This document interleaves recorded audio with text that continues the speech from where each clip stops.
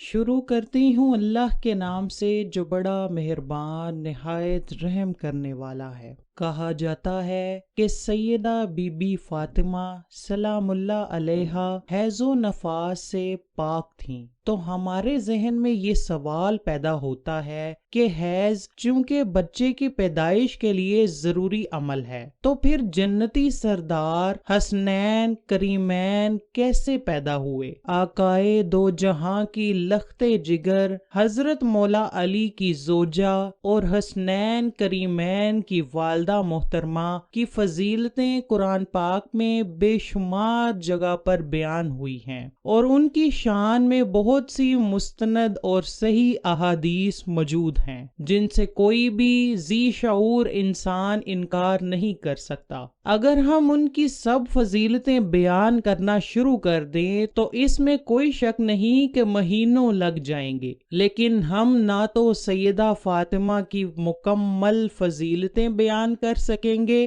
اور نہ ہی ان کا شمار کر سکیں گے۔ پیارے دوستو، آج ہم امام الانبیاء حضرت محمد صلی اللہ علیہ وآلہ وسلم کی پیاری اور لاڈلی بیٹی کی ایک ایسی فضیلت کی بات کریں گے کہ جو فضیلت صرف انہی سے منسوب ہے۔ یہ ایک ایسی فضیلت ہے کہ پوری کائنات میں صرف یہ فضیلت ایک ہی عورت کو حاصل ہوئی۔ ویسے تو سارے اہل بیت کی پاکی اور طہارت کے متعلق بے شمار احادیث مبارکہ ہیں، لیکن جگرے گوشہ رسول حضرت فاطمہ سلام اللہ علیہا ایسی پاک باز عورت تھیں کہ اللہ تعالیٰ نے ان سے حیض و نفاس کو بھی دور رکھا۔ سبحان اللہ۔ مسلم شریف کی حدیث ہے جس کو امام احمد بن حنبل اور امام نسائی نے بھی نقل کیا ہے۔ روایت کچھ اس طرح ہے۔ حضرت صفیہ بنت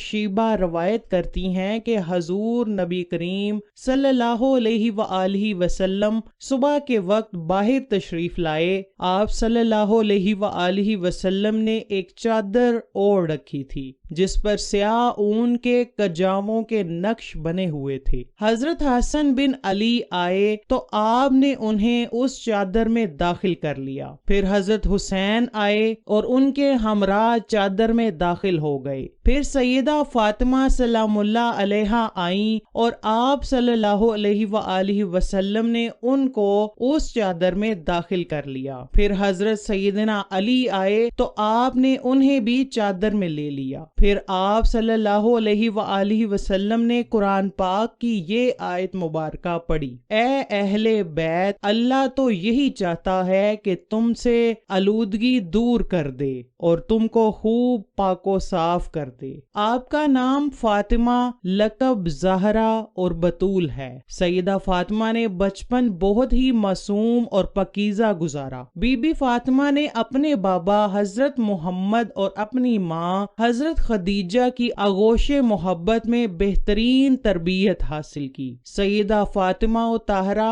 ہر وقت اللہ تعالیٰ کی عبادت میں مشغول رہتی تھیں۔ آپ دوسری عام لڑکیوں کی طرح کھیل کود میں وقت ضائع نہیں کرتی تھیں۔ آپ کو لوگ عابدہ، زاہدہ اور طاہرہ کے نام سے جانتے تھے۔ احادیث میں ملتا ہے کہ حضرت فاطمہ سلام اللہ علیہا کے اخلاق و عادات اور بات چیت کرنے کا طریقہ اپنے بابا حضرت محمد صلی اللہ علیہ وآلہ وسلم سے بہت ہی ملتا جلتا تھا۔ آپ کے الفاظ بہت ہی نرم ہوتے تھے، ہر سننے والے پر گہرے تاثرات چھوڑتے تھے۔ آپ کے بابا جان حضرت محمد مصطفیٰ صلی اللہ علیہ وآلہ وسلم بی بی فاطمہ کی پاکیزہ مہک سونگھتے تو آپ فرمانے لگ جاتے: فاطمہ تو انسانی حور ہے اور جنت کی حوروں کی سردار ہے۔ آپ کو بے شمار لقب ملے ہوئے تھے: امت السادات، مخدومہ کائنات، دختر مصطفیٰ، بانوئے مرتضیٰ، سردار خواتین، حضرت سیدہ طیبہ طاہرہ فاطمۃ الزہراء اور بتول، زایا، راضیہ، مرضیہ، عابدہ، زاہدہ، محدثہ، مبارکہ، زکیہ، سیدۃ النساء، خیر النساء اور خاتون جنت۔ حضور نبی کریم فرماتے رہتے تھے کہ فاطمہ میرے جسم کا حصہ ہیں حدیث پاک میں ہے کہ بی بی فاطمہ دونوں جہانوں کی عورتوں کی سردار ہیں۔ آپ صلی اللہ علیہ وآلہ وسلم نے فرمایا کہ جس نے میری لاڈلی بیٹی فاطمہ کو ناراض کیا اس نے مجھے ناراض کر لیا، جس نے مجھے ناراض کیا اس نے اپنے رب کو ناراض کیا، جس نے فاطمہ کو راضی رکھا اس نے اپنے نبی اور خدا کو راضی کیا۔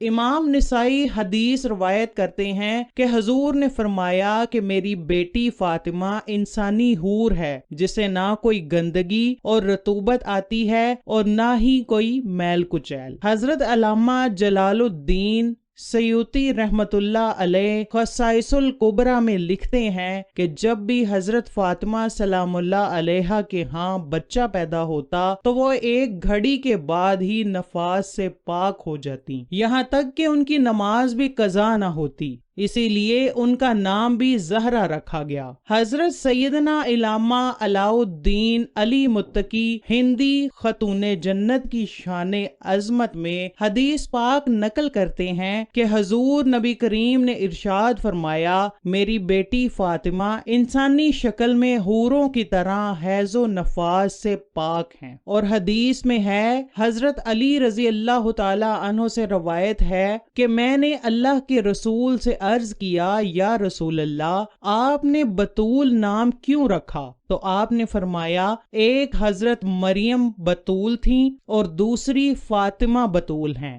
بتول وہ ہے جس نے سرخی نہ دیکھی۔ اللہ تعالیٰ نے حضرت محمد سے وعدہ کیا کہ میں بی بی فاطمہ کو تمام غلاظتوں سے پاک و صاف رکھوں گا۔ یہی وجہ ہے کہ اللہ تعالیٰ نے بی بی فاطمہ کو ہر قسم کی گندگی سے پاک اور صاف رکھا تھا۔ بی بی فاطمہ اپنے بابا آقائے دو جہاں حضرت محمد سے بہت ہی مشابہت رکھتی تھی۔ آپ جب چلتی تھیں تو دیکھنے والے کو حضرت محمد کی یاد آ جاتی تھی۔ آپ کا لہجہ، بات کرنے کا طریقہ، کھانا پینا، اٹھنا بیٹھنا اپنے والد گرامی جیسا تھا۔ اکثر دوستوں کے ذہن میں یہ سوال پیدا ہو رہا ہوگا کہ جب سیدہ فاطمہ سلام اللہ علیہا حیض و نفاس سے پاک تھیں تو پھر ان کی اولاد کیسے ہوئی؟ حیض اصل میں ایک طبیاتی مظہر ہے جس سے ہر مہینے عورت بلوغت سے سنیاس تک دوچار ہوتی ہے۔ اسی حیض کے خون سے ہی بچے کی پرورش کی جاتی ہے۔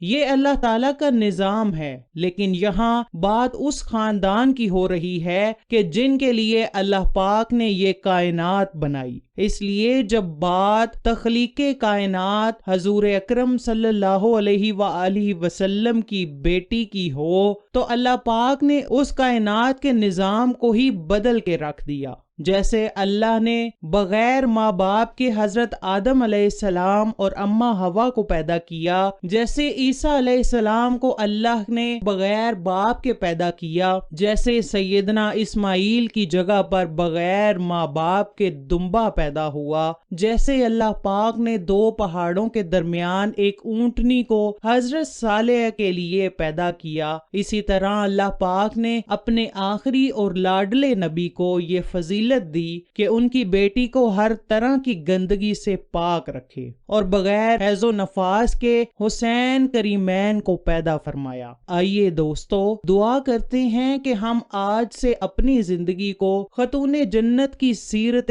طیبہ پر عمل کرتے ہوئے گزاریں گے، اپنے والدین کی آنکھوں کی ٹھنڈک بنیں گے اور ہر ایک کے ساتھ حسن سلوک سے پیش آئیں گے۔